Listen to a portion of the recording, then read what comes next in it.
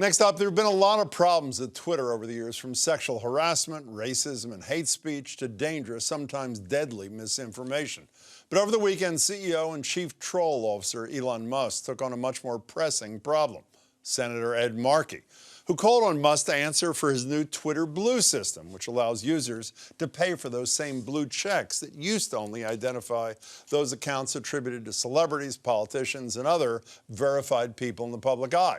The new fee-based system made it easier for people to impersonate public figures, including over at the Washington Post, which created a fake account in Markey's name to show just how simple it was. In response, Musk tweeted, "Perhaps it's because your real account sounds like a parody." Markey followed up, urging Musk to get Twitter under control, along with his electric car company, Tesla, which is under federal investigation for safety issues. He wrote, "Fix your companies or Congress will."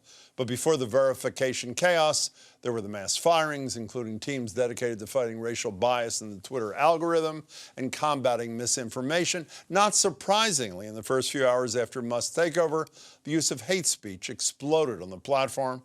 It's all been more than enough to make Boston Globe columnist Renée Graham think about leaving Twitter for good, though for now she says she's still hanging on, as she wrote, with bags packed, sitting by the door, unlike Tom Nichols, an international affairs expert, staff writer at The Atlantic and author of its Peacefield newsletter, who says he is going nowhere. Tom, Renée, good to see you both.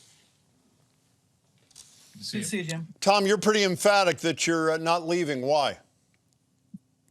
Well, for one thing, I think it's there's too much kind of performative outrage. If Trump wins, I'm going to Canada kind of approach to this.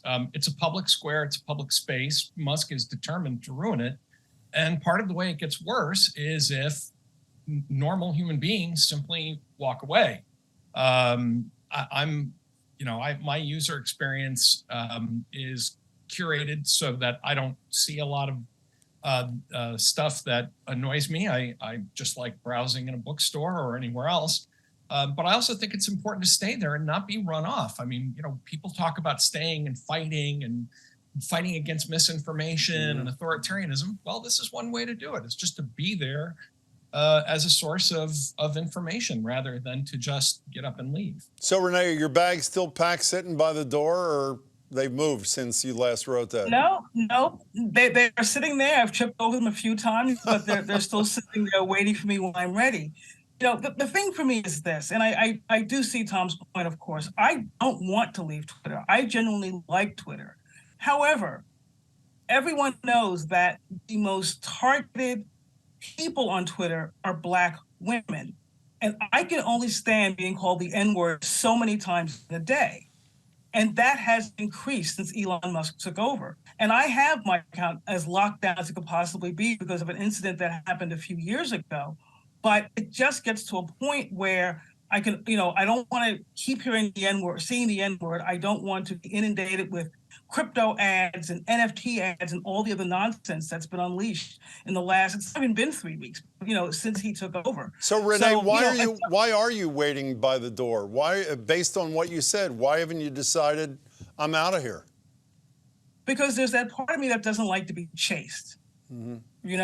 There's a part of me that doesn't like to be run out the door, and I will leave when I am ready to leave, not when I'm pushed. I will jump, but I will not be pushed. So there's a bit of stubbornness that plays into that for me as well, and I think that's why I'm still hanging on. Both of you, if I read correctly in pieces you've written, are not crazy about what many are suggesting is an alternative, Mastodon. And I think most people who had never heard of it know that as compared to Twitter with 240 million users, Mastodon has only 1 million. If there was a suitable alternative, sort of like, I don't know, like Tidal was for people who chose to leave Spotify several months ago, would you choose that option, Tom? I think, again, I'm really where Renée is. I'm just too stubborn and maybe I'm just too old to go and learn, an entirely new system just because a guy with the maturity of a, spoiled 10-year-old took over the platform. And I should add, Renée's point is really well taken. It's easy for me to say I'm going to stick around. I'm a middle-aged white guy, who doesn't get, the experience for women and especially women of color on Twitter gets really rough. The only thing that I ever experienced that was close to that is when I first started writing and tweeting against Donald Trump, and I started getting death threats, pretty regularly, and that can be really unnerving. I mean, it's meant to be unnerving. So I guess that comes back down to the, are you going to be chased off by a bunch of people whose intention is to make you uncomfortable and chase you off? And my answer to that has been pretty much to ignore those people and to change my Twitter settings so that I mostly don't see them. So this alternative system, to me, it's just too complicated, and it gives in to the being chased off vibe. No, I understand. You're both saying that, but Renee, I think we only had a couple of weeks of Musk as the chief twit, as he said originally. I assume you'd both agree that the infrastructure to limit harassment or abuse or to incite violence has been weakened. So, I don't know, a year out, is Twitter the hellscape that Elon Musk promised advertisers it would not become, Renee? I don't know that there may be a Twitter in a year from now, the way things are going. He's threatened to, bankrupt the company, and advertisers are fleeing, and users are leaving. I don't know that we're going to have a Twitter, or at least the Twitter people have known for the last decade or so, in a year from now. It's unfortunate. I think there's a lot of good that Twitter can do. I think there are a lot of connections and communities that Twitter has created. But you have this one person who's decided to blow it all up, including a lot of the infrastructure that has kept it from completely collapsing into a hellscape. By the way, just to advance what you said there for a second before we get Tom's response, leaders of things from Arab Spring to Black Lives Matter and beyond would agree with what you had to say, not that it was flawless. But how about that prediction about where it ends up? Not ends up, but Tom, even in a finite period of time, a year under Elon Musk, assuming that both stay together for that year, what does it look like in a year, do you think? Well, this is always the place where it's easy to get burned with predictions. So I'll just make predictions that'll probably turn out to be wrong. My Twitter experience hasn't changed that much. I've seen an increase in some ads, more kind of trollish accounts trying to show up and, tug on my sleeve here and there. I think another possibility, and the most optimistic possibility, is that Musk will get bored with this and just have to turn it over to some professionals who can actually keep the lights on, keep it running, because the infrastructure of this thing will eventually collapse. You can't fire all your engineers and just think that Twitter, you plug it into the wall and it goes.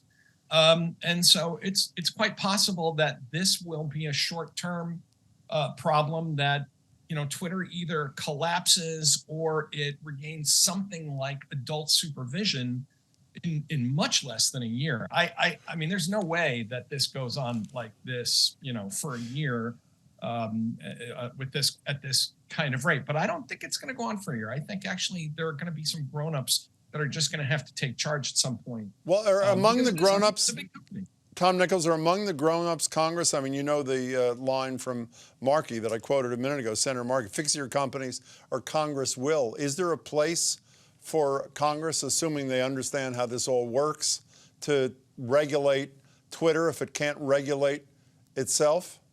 As Jim, I'm a pretty extreme civil libertarian. I don't like the idea of government regulating anything that has anything to do with speech. Where I think it's possible that government may look closely is the way Musk has run the company. In terms of the treatment of employees and labor laws and things like that. But not as to the speech, not as to the content. I would really be uncomfortable with that. Renee, are you any more comfortable with government intervention at some level? I mean, both Biden and Trump agreed for different reasons that the Section 230 of the Communications Decency Act, which allows people that own platforms not to be responsible for the content, needed some fixing. Is there any government fixing that you would be comfortable with vis-a-vis the free speech aspect, the speech aspect of this? I mean, Jim, I think it's a slippery slope. I think when you have the government sort of stepping in and deciding what can and can't be, you get into really weird places. However, I do think something needs to be done about the potential, and it's already happened, for misinformation and disinformation. Maybe I'm not the person to ask that question. Maybe you should ask the people who run Eli Lilly and what happened to them last week when someone impersonated their account and said that insulin will now be free, and their stock went crazy, and now they're pulling every ad off of Twitter. I mean, there's something to be said for that. And, part of it was funny. It was sort of funny that, Jesus got, verified. Yes. But I think it gets into a darker area where someone who might really use this sort of thing for nefarious purposes. By the way, it took Twitter 6 hours to respond to Lily's concerns about the false information. I only have a minute left. Should I assume, Tom Nichols, based upon your self-description a minute ago, that you would be okay with Elon Musk doing what he said he would do and putting Donald Trump back on Twitter? Yeah. I mean, I think, if it's his company, if he wants to give Donald Trump a platform, that's up to him. What I wouldn't want is for the government to tell him that he must give Trump a platform or that he can't give Trump a platform. I think it's impossible to get away from Trump's poisoning of our public life. In some ways, I'd almost rather he be on Twitter so that we know what he's up to. I did want to add one thing about government regulation. Please. I think one place that is a concern is how much of Twitter may be owned by foreign countries. Saudi Arabia in particular. Then I think it becomes, if suddenly something that is so widely used in America becomes owned by a foreign company, at the very least, there needs to be a lot of transparency. I only have 15 seconds left, Renee. How do you feel about the Trump restoration?